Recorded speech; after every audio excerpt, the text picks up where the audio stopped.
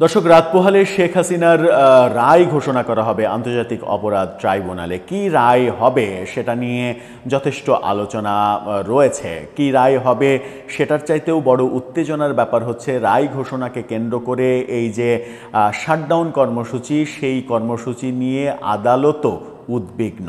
আদালত উদ্বিগ্ন বলে আদালতের নিরাপত্তার জন্য সেনাবাহিনী চাওয়া হয়েছে। হঠাৎ করে আদালত এত উদ্বিগ্ন হলো কেন? আওয়ামী লীগ কি আদালতে পর্যন্ত ম্যাসাকার অবস্থা তৈরি করতে পারে? সেরকম গোয়েন্দা রিপোর্ট কি তাদের কাছে রয়েছে? কি হলো? কেন সেনাবাহিনী চাওয়া হলো? সেনাবাহিনী কি ভূমিকা পালন করবে? চলুন একটু জেনে দেখি গণমাধ্যমের রিপোর্ট কি বলছে। সেই অনুযায়ী থাকবেন পলিটিক্স টিভির নিয়মিত আয়োজনে।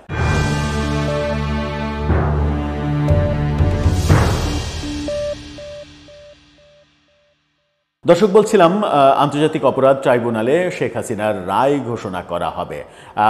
চারিদিকে আলোচনা, কি রায় হবে? মৃত্যুদণ্ড নাকি যাবজ্জীবন কারাদণ্ড? আন্তর্জাতিক চাপের কাছে এক ধরনের নতি স্বীকার করে মৃত্যুদণ্ড দেওয়ার থেকে বিরত থাকবে সরকার কিংবা আদালত, নাকি একটু বেশি সাহসী হয়ে মৃত্যুদণ্ডই ঘোষণা করা হবে? আন্তর্জাতিক চাপ রয়েছে কোনোভাবেই যেন মৃত্যুদণ্ডের ঘটনা না ঘটে। সেই ক্ষেত্রে আন্তর্জাতিক মহলকে খুশি করার একটা চেষ্টা থাকতে পারে সরকারের, যে আন্তর্জাতিক মহলকে খুশি করতে হবে, তারা যেন এর বিরুদ্ধে চলে না যায় সেই ব্যাপারটা মাথায় রাখতে হবে। এই ব্যাপারগুলোও আলোচনায় রয়েছে। সমকালের শিরোনামটা দেখলে আপনারা বুঝতে পারবেন, সেখানে বলা হচ্ছে শেখ হাসিনার রায় ঘিরে ট্রাইব্যুনালে সেনা মোতায়েন চেয়ে চিঠি, অর্থাৎ সুপ্রিম কোর্ট থেকে চিঠি দেয়া হয়েছে। মানবতা বিরোধী অপরাধে শেখ হাসিনা সহ ৩ জনের বিরুদ্ধে করা মামলার রায় ঘোষণাকে কেন্দ্র করে আন্তর্জাতিক অপরাধ ট্রাইব্যুনাল ও তৎসংলগ্ন এলাকায় পর্যাপ্ত সংখ্যক সেনা সদস্য মোতায়েন করে নিরাপত্তা নিশ্চিত করতে চিঠি দেওয়া হয়েছে। চিঠিটা দেওয়া হয়েছে গতকালকেই, শনিবারে চিঠি দেওয়া হয়েছে। আজকে রবিবারে যেহেতু কোর্ট খুলেছে, রবিবারে কোর্ট সূত্র গণমাধ্যমকে নিশ্চিত করেছে। সূত্র বলছে, দেশের বর্তমান পরিস্থিতি ও মামলাটির সংবেদনশীলতার কারণে আন্তর্জাতিক অপরাধ ট্রাইব্যুনাল ও সুপ্রিম কোর্ট এলাকায় যে কোনো প্রকার অপ্রীতিকর ঘটনা ঘটতে পারে, আইন শৃঙ্খলার অবনতি বা নিরাপত্তা বিঘ্নিত হওয়ার আশঙ্কা রয়েছে, যার কারণে আগামীকাল সোমবার পর্যাপ্ত সংখ্যক সেনা সদস্য মোতায়েন করতে চিঠি দেয়া হয়েছে। এর আগে এই মামলার রায়ের তারিখ ঘোষণাকে কেন্দ্র করে গত বৃহস্পতিবারও সেনা মোতায়েন করা হয়েছিল। 13 তারিখে আমরা দেখেছি লকডাউন, এবং সেই লকডাউনে ঢাকা কিন্তু প্রায় ফাঁকা ছিল। যদিও এবারের শাটডাউনের প্রথম দিন আজকে যখন অতিবাহিত হচ্ছে, আজকে কিন্তু ঢাকা ফাঁকা হওয়ার দৃশ্য আমরা দেখিনি, কিন্তু যান চলাচল অনেক কম হয়েছে, অর্ধেকেরও কম যান চলাচল করেছে।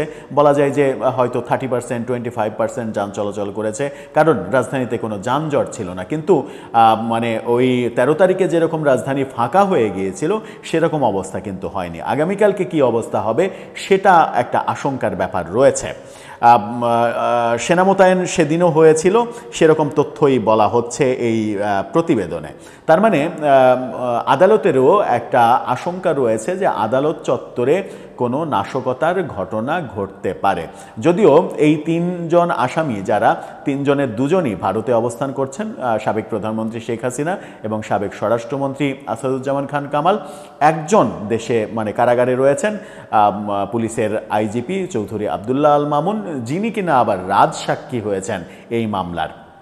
রাজসাক্ষী হওয়ার কারণে তাকে হয়তো এই মামলা থেকে খালাস দেয়া হতে পারে, কিংবা নামমাত্র কোনো একটু সাজা দিয়ে তাকে বড় ধরনের সুবিধা দেয়া হতে পারে, এরকমটা আলোচনা রয়েছে। তাহলে বাকি যে 2 জন, শেখ হাসিনা এবং আসাদুজ্জামান খান কামাল, যাদেরকে প্রধান দোষী বলা হয় এই গত আন্দোলনে ছাত্র জনতার উপরে গুলি চালানোর প্রধান মাস্টার মাইন্ড তাদেরকে বলা হয়, সেই অপরাধে তাদেরকে কি মৃত্যুদণ্ড দেয়া হবে, কিংবা শেখ হাসিনাকে মৃত্যুদণ্ড দেওয়ার ব্যাপারে আদালত কি একটু ভেবেচিন্তে সিদ্ধান্ত নেবে?